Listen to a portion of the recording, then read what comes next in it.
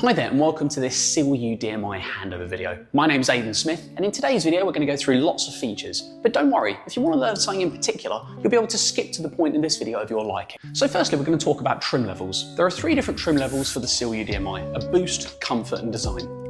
The boost and the design both feature an 18.3 kilowatt hour BYD blade battery, with the boost offering up to 50 miles of electric range and the design offering up to 43 miles of electric range. A little bit less on the design as it features all-wheel drive instead of the boost and comfort that feature front-wheel drive. The comfort model, which is this one here, features a larger 26.6 kilowatt hour blade battery capable of up to 77 miles of electric range. So firstly we'll go through key button features. We can lock the car with this button, we can unlock the car with this one, we can press this button twice to open up the electronic tailgate, and finally this button for 3 to 4 seconds if you hold it will get all the vents running inside the car, perfect for the winter period. Now comes to understanding charging and cables for the SEAL U DM-i. All SEAL U DM-is will come as standard with a Type 2 charging cable like this, which charges up to 11 kilowatts. Now 11 kilowatts charging, 15 to 100% for a smaller battery is around 2 hours, with the larger battery being around about 3.5 hours. So you have that as standard. The next thing you'll receive is the vehicle to load adapter. You might have heard of this feature, where you can plug it directly into the charging port and power devices off of the power battery. It's a fantastic feature to use, and even when the battery is empty in this car, it can continue to use the engine a bit like a generator. A fantastic feature. Finally, there are a few other little differences. You can optionally purchase a 3-pin charger for this car and charge it a 3-pin, but then you can also rapid charge this car, which is a fantastic feature for a plug-in hybrid. You can charge up to 18 kilowatts in charging speed, and that smaller battery from 30 to 80% will take around 35 minutes, and the larger battery around 55 minutes from 30 to 80%. So before we get into any further buttons, I want to take some time to talk about the DMI technologies. The SEAL U DM-i has some amazing plug-in hybrid technologies and works differently from most plug-in hybrids out there on the market. But there are a few different options and things that you can change inside the vehicle depending on how you're driving. So firstly, we're going to go across to the settings of the car. And you'll notice that when we go into the settings, there is an energy button here, and we can go to the energy manager, which gives me a choice of options. I'm going to talk you through them now. Firstly, we have our regenerative braking, which we can set to standard or high. This is where the car slows down a little bit in aid to gather energy and charge up the battery if and where it can. In standard mode, it feels a bit more like coasting in a normal internal combustion engine car. And in high, it's going to be a bit heavier. The next thing I want to talk to you about is our SOC settings. I have a little slider here that I can drag high and low, and that's the percentage of the battery. That sets a target area for the battery to explore to get to. And in the auto and save modes that you can see here, auto means it's going to automatically try to do that. The save mode will try and save that battery range for a later occasion. A good example of this is if you're driving down the motorway and the last 10 miles of your journey is through the fields, you want to save that journey for a later part of the occasion. The last thing to explain down here is the energy display mode, which can either be mileage or SOC, which is state of charge. So for example, when the car is completely empty, okay, it's going to show a state of charge of 7%, for example, okay? Now, as part of that, what you'll find is that the mileage could be 0, but the percentage will not be 0%. The reason for that is because the last 20%, 0 to 20%, it will not let you have access to that. The DMI technologies want to run in the background to keep the car as efficient as possible. So just bear in mind that if the mileage is set to 0 miles, the percentage will not be set to 0. It will fluctuate up and down, and that is perfectly normal behaviour as the car tries to maintain and run as efficiently as possible. So now we're going to go through some basic seating, mirror and steering wheel controls. That allows us to move around the vehicle and just check that we're happy with our positions. So the first thing we're going to do is we're going to just sit in the seat nice and comfortably. We'll find our electric seat controls down here, and we can move them around. Of course, I can move backwards and forwards. I can adjust everything there. The next thing is going to be our mirror controls. You'll find those over here. There's a button individually for each side of the mirror, and then you can of course move it up, down, left and right to adjust. There's a button at the top also to fold those mirrors. And then finally, it's going to be our steering wheel controls. There's a manual handle that you can just push down here, and you can move that up and down and also out and in to find your best position. Finally, of course, pushing that up firmly to set the position. So on the left indicator stalk here, I can of course adjust and change my lighting settings. That's also where my indicators are. On the end here, we also have a button which allows us to see the trip computer in the corner of this screen. On the right hand side here, this is where we control our windscreen wipers. So on the end here, we can adjust our back windscreen wiper. We can then change the intensity or intermittency of the windscreen wiper. And then of course I can click it down once to clear the screen once. And then upwards, we have different intermittent settings for the wipers. With the 360-degree cameras in this car, we can press this button just here and it will show up all of the cameras onto the screen. If any doors are open, it will stop the camera from viewing, but it's a fantastic feature where we can change different positions to the camera to see different areas of the car. It's standard for the SEAL U DM-i and a wonderful feature to use.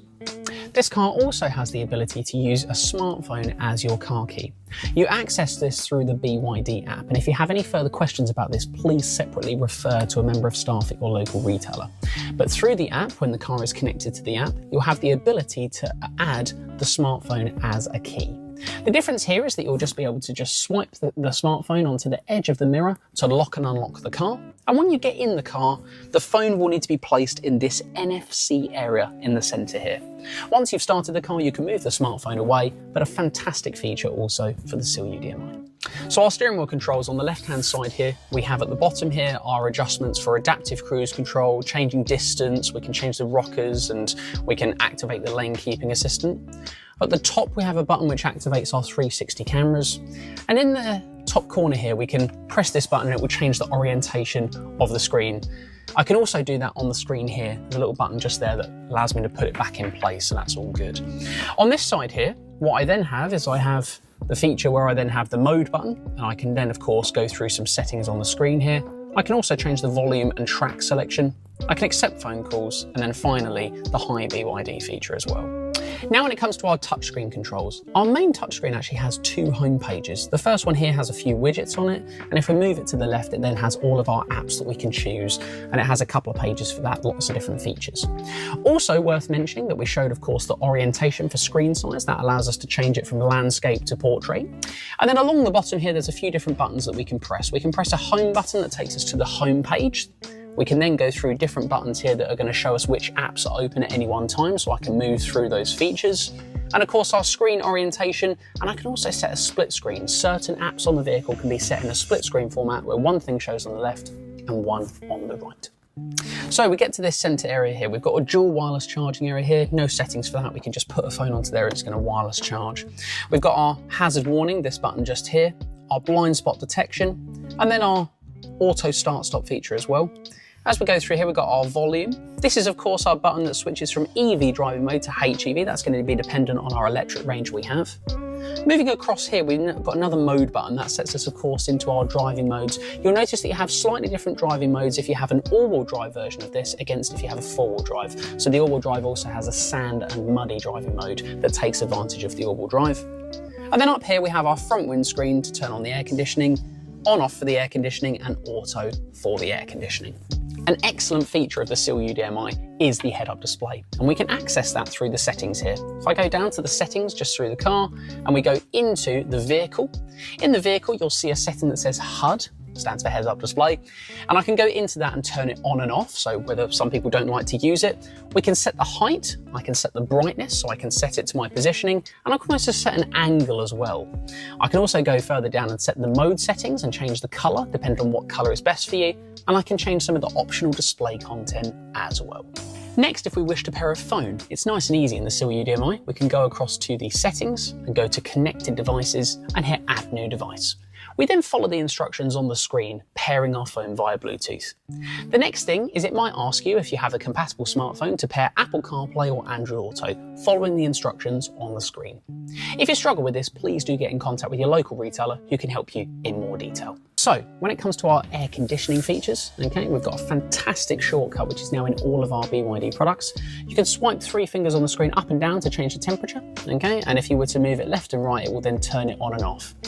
I can then go into the air conditioning settings and turn it off just there, so that just turns it off. And I've then got on this screen a number of features along the top for our rear screen and our mirrors, our front windscreen. I can set the settings for the temperatures for front passenger and driver, lots of settings throughout there, alongside our shortcuts that I just mentioned to you.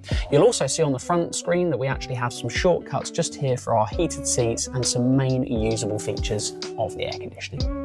And when choosing the driving mode of the DMI technologies, you've got a choice of 2 driving modes. You have EV or HEV, which you can control by pressing on the button down here. Please bear in mind that if you're out of electric range, it's only going to run in HEV mode, which is the plug-in hybrid mode, which engages the engine.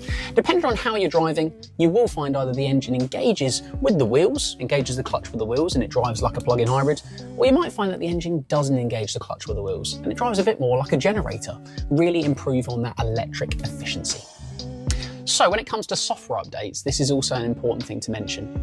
BYD introduce new features all the time which you have access to through the use of new over-the-air software updates. And the great news with this is you don't need to come into a retailer to get this feature to work.